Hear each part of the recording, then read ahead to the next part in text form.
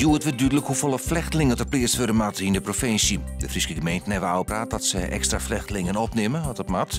Het is een inventarisatie maken hoeveel vluchtelingen de verschillende gemeenten opvangen willen en ik waar. Er wordt nu wachten op een concrete vraag van de minister en die zal het komen.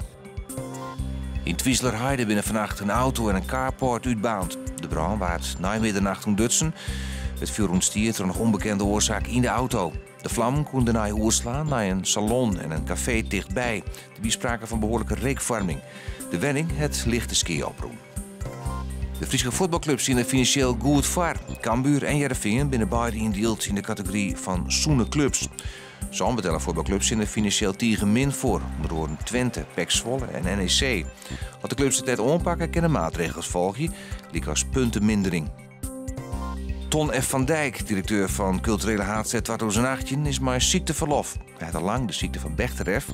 Maar de pine in de gewrichten is zo slim dat hij zijn werk tijdelijk dellezen moet. Hoe het nog verder komt, kan de organisatie net zeggen. Er liep geen sprake van ontslag. Jong en vannacht is het droeg. In het watergebied kans op buien. Het wordt 10 graden. Later vannacht kans op mist. Morgen eerst een paar buien, middags droeg. Het wordt 18 graden.